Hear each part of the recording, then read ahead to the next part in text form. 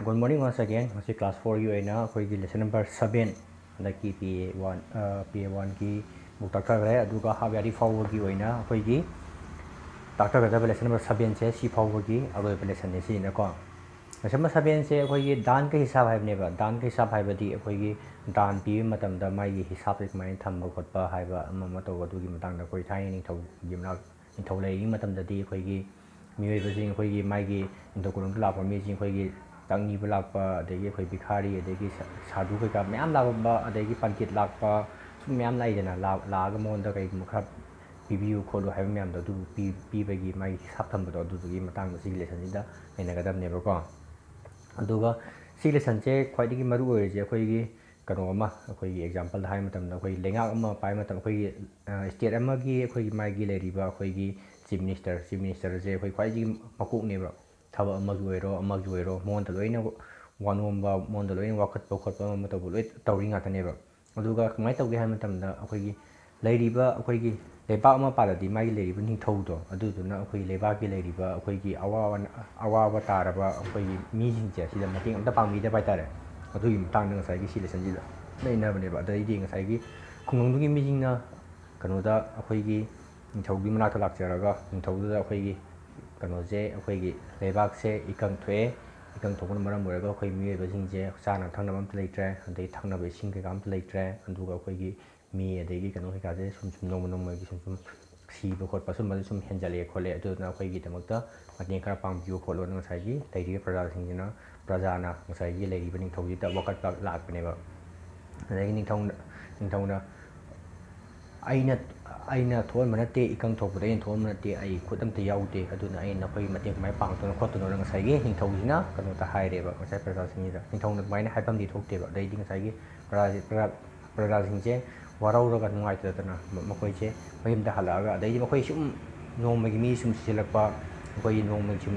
चारक्तब खोटब सुम ma'am तौरपदई अमुक हन लाग हाइजरेब हाइजर फाव नसाई कौनोना निथौगंदगी पैसा खा पीबू खोल है निथौगी यारक्तरेब यारक्तबदी कौनोना प्रजासिंगना नुंगाइतना हले हलगा प्रजा की अवाबद उरग साधु कमाय तौगे है निथौजे थागलगा है निथौजे अखोई मीजे थागलगा मौन पैसा लौटोपीना थागलगा निथौजीना साधुना निथौजे थागले थागलगा कौनोसे निथौदगी पैसा से लौब है मिकुन्नी माने पैसा लौई मौज कमाय लौगे है लुपा लौरदी नुंगालगा लुपा अनी लौरदी डबल लौब है डबल डबल डबल तौर सुमसगी लुपा अनी मरी मरी निपान तरातरुक सूमाय तौर नुमित कुन्नी फावतंग मौद भिक्षा पीबू खोलू कमाय निथौजना पैसा यामदब मानब लास्ट पैसा यामब खोप लेसन लेनगदबनेबको कौनोना साधुना हैना अखोई ट्रिक लेना है क्लेवर होना माने सिंगना निथौदगी माना दान लौई मौजे लौरमेबको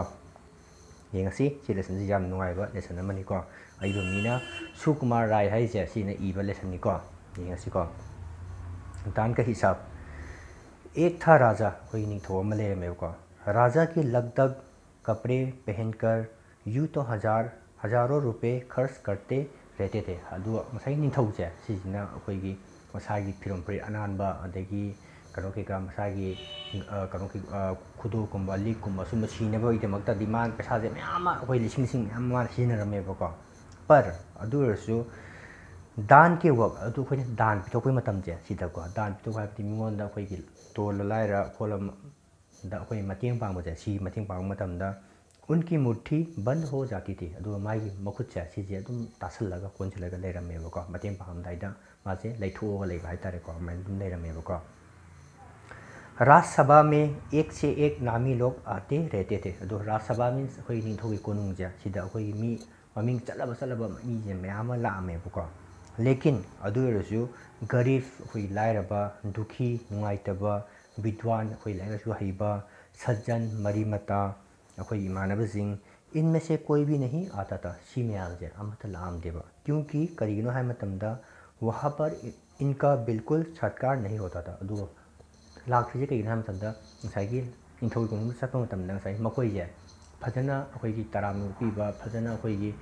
हाइबीबा फजना अखोई वा फजना हाइबीबा फजना अखोई मी लाए सी करी लाइन खोले वा ताबीब खोप अम तौबा अदु अमता तौबीदबगी साइगी मीसिंगसे सुमसे अमता लाक्तेबा लाइरबा अदगी नुंगाइतबा लाइलासु हईबा अदगी मरी मता ममानबसिंग अमता लामदेबको एक बार नोमदी को उस देश में अकाल पड़ गया नोमदी मसाइगी लमदुदा अखोइगी इकंगजे थोमेबको पूर्वी सीमा के लोग भूखे प्यासे मरने लगे पूर्वी मीन्स अखोइगी ईस्ट थंब साइड से सिजे अखोइगी कनो तौबा अखोइगी मीसिंगजे अखोइगी लांबा खोरांबा तौरगा मखोइगी सीबा हौरमेबको राजा के पास खबर आई अखोइगी निंथौगी मनाक्ता मसीगी पाउसे लामेबको हुए बोले महागना हाइरेबा पाउसे लाम मतमदा महागना हाइरेबा यहाँ तो भगवान की मार सीधी अखोइगी ईश्वरना तौबा खुथांग ईश्वरना तौबा थौजानी खोपने नंसाइगी कनोसिना निंथौसिना हाइरमेबको प्रजासिंगदा इसमें मेरा कोई हाथ नहीं है सीधा अई खुद केमते याउजदे खोतेन हाइबदी अखोइगी नेचुरल हाइबदी अखोइ इकंग थोपा इसिंग चाउबा सीधी अखोइगी नेचुरल ngaतनेबा इसिंग चाउ मतमदा सीधी अखोइ निंथौ अखोइ लेंगाक पाइरिबा अखोइगी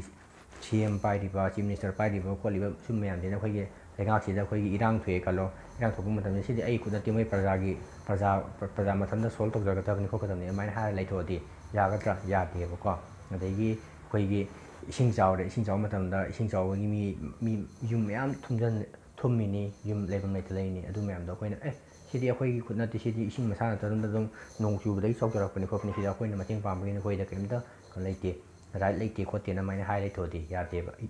इकंग थोदी इकंग थोपदुगी इसिंग कैका अमम पीबा खोपा अमम तौबदो पीबे होता सीधी अई खुद केम याउते हार माइन लैथोगा लेयदी अदुदी अखोइगी निंथौ अम पानबगी केमता कानाबदो फंगोयबको लोगों ने कहा मयाम हाइरेबा महाराज निंथौ राज भंडार से हमारी सहायता करने की कृपा करे राज भंडार मीन्स अखोइ निंथौ कुनुंग लेइबा माइगी पैसाजिंदो अदगी अखोइदा मतेंग पांगबिनबैदमक्ता अमता मतेंग पांगबियु खोलो नंगसाइगी मियोबजिंगदुना निंथौदा हाइजरमेबको जिससे हम लोग दूसरे देशों से अनाज खरीदकर अपनी जान बचा सके साइगी निंथौ कुनुंगदगी पेरिबा पैसादो दुदुना अखोइगी अतोप्पा लमदगी अखोइना चानब थक्नबा अनाज मीन्स कोई चानब चेंग हवाई कैका खरीद कर लैरगा अखोइना अखोइगी पुंसीसे सिजे कनमंगमनबैदमक्ता अखोइना पैसा खितंग पीबियु खोलो निंथौ कुनुंगदगी पैसा खर पीबियु खोलो नंगसाइगी मियोबजिंगदा निंथौदा हाइजरमेबको राजा ने कहा निंथौना हाइरेबा आज तुम लोग अकाल से पीड़ित हो ngasi नखोइ इकंग थोपना मायोंगनारीबको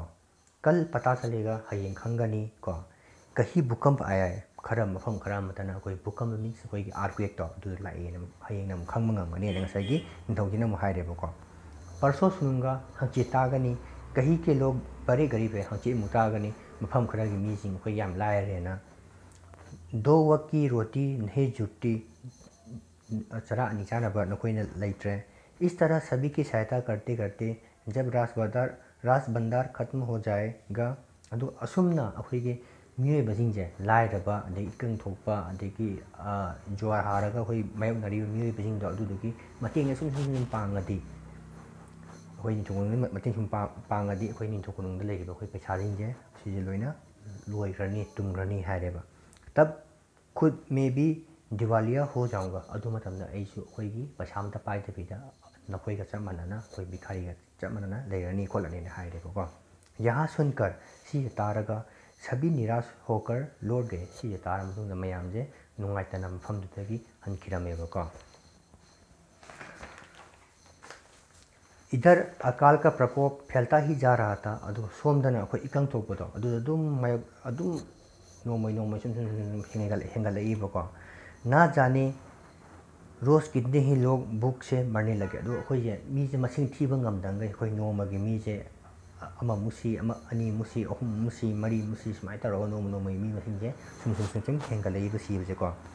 लोग फिर राजा के पास पहुंचे अदुदगी मी सुम सीबे हेलपदगी ngsaigi निंथौगी मनाक्ता मियोबजिंगजे सिजे मुक लाएबको उन्होंने राज्यसभा में गुहार लगाई अदुगा मखोइना मु निंथौकुनुंगीदा मखोइना मु निंथौबो मु हाइजरेबको दुहाई महाराज निंथौ न हाइरेबको आपसे ज़्यादा कुछ नहीं चाहते अदोमदगी अखोइना यामना पैसा याम पामुबा नते सिर्फ ओनली 10,000 रुपये हमें दे दे लुपा 10,000 खतंग अखोइदे बिबियु तो अदु मतमदा हम आधा पेट खाकर भी जिंदा रह जाएंगे अदो अखोइना पुक से अखोइगी पुक थन्ना चाद्रसु अखोइ पुक खितंग ओइरसु चाद्रसु अखोइजे हिंबदो अदुदो ngамगनी खोटकनी ngसाइगी कनोसिना मियबनिसिना निथौदा हाइजरमेबको राजा ने कहा अदुम तम निथौदुना म हाइरेबको 10,000 रुपए भी क्या तुम्हें बहुत कम लग रहे हो लुपा लिसिंग तरा से नखोइने यामना यामदबो ओइना निंगुरबा और उतने कष्ट से जीवित रहकर लाभ ही क्या है अदुगा नखोइने असुक वाना हिंगिदो अदुना करी कानाबा फंगदुनो खोतुनो नंगसाइगी कनोसिना निथौगिना मियबसिंगना म हाइरेब निथौ अमा ओइरदि खोइ मियबा अमा वाबा खोपा अमा तौ मतमदा निथौदुगी मथौगी कई ओइगे हमता माइगी रूल जी कइनो मियबदुगी मतेंग पांगबा खोपा अमा तौ अदुनेबा साइ निथौगिना हाइरिसिदि ना असुक वाना हिंगिदो अदु हिंगबदुना कई कानाबा फंगदुनो खोतुनो माइना निथौदुना हाइरेब निथौ अमागी वहाइदो माना हाइद्रेबको एक व्यक्ति ने कहा मियब अमनम हाइरेब भगवान की कृपा से अखोई ईश्वर की थौजानदगी लाखों रुपए पर लाख मयाम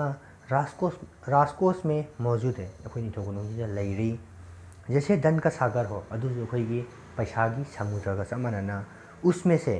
अखोई पैसा मयामदो अदुदगी मरकदगी एक आधा लोटा अखोइगी एक हाइबदी अमा आधा हाइबदी अखोई खुजाई तंखाय अमतंग ले लेने से महाराष्ट्र